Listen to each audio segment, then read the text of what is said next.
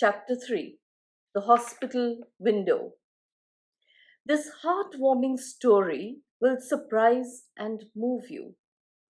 It will also make you realize that there is something beautiful and interesting in everything around us.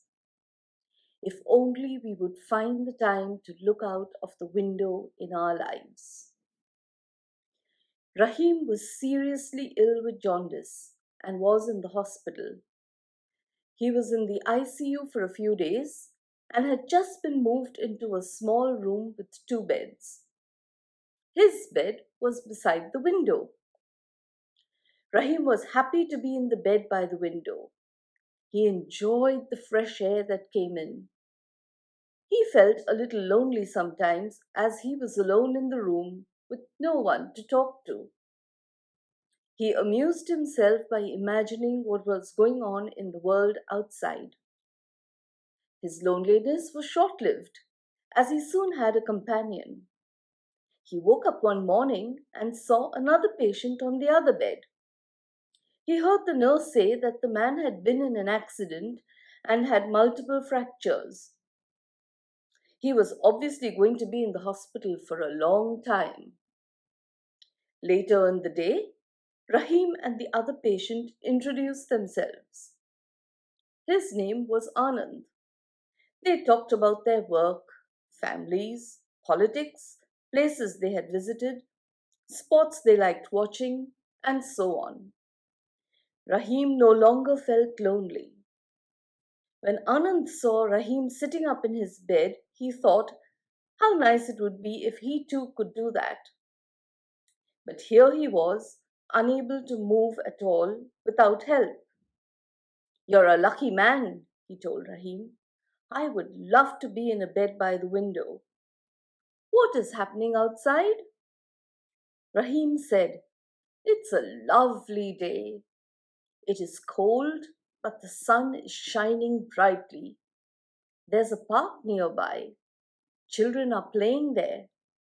Some are playing cricket, and a few of them seem to be quite good at it. Who knows? One of them might become a Sachin Tendulkar, a Virat Kohli, or a Dhoni one day. There are a few elderly men and women who are laughing heartily. They are obviously members of a laughter club. There are some beautiful flowers in one corner of the park. Some of the colors are stunning. A gardener is tending to the flowers. That sounds like fun, said Anand. What else do you see? There's a busy street all around the park, replied Rahim. Buses, auto rickshaws, two-wheelers, and cars are all jostling for space. Can you hear the honking of horns? It sounds crazy, doesn't it? There is a policeman at the intersection trying to get some order out of the chaos. I'm afraid he is not doing a very good job. You know how people are with traffic rules. You're absolutely right, exclaimed Anand. That's how I ended up in the hospital. A car tried to overtake me from the wrong side and forced me off the road. Rahim had to stop his narration as a nurse came in to give him his medication. For the next few days, Anand looked forward to the times when Rahim would describe the world outside to him.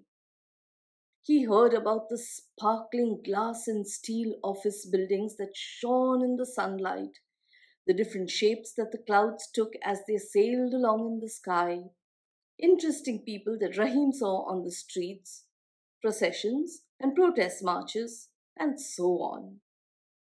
One morning, Anand saw that Rahim's bed was empty. He wondered what had happened. When the nurse came in to check on him, he asked where Rahim was. Rahim died during the night, she said. Late last night. He suddenly took a turn for the worse. We moved him to the ICU at once, but were unable to save him. I'm sorry. Anand was heartbroken. He could not believe that he had slept through it all.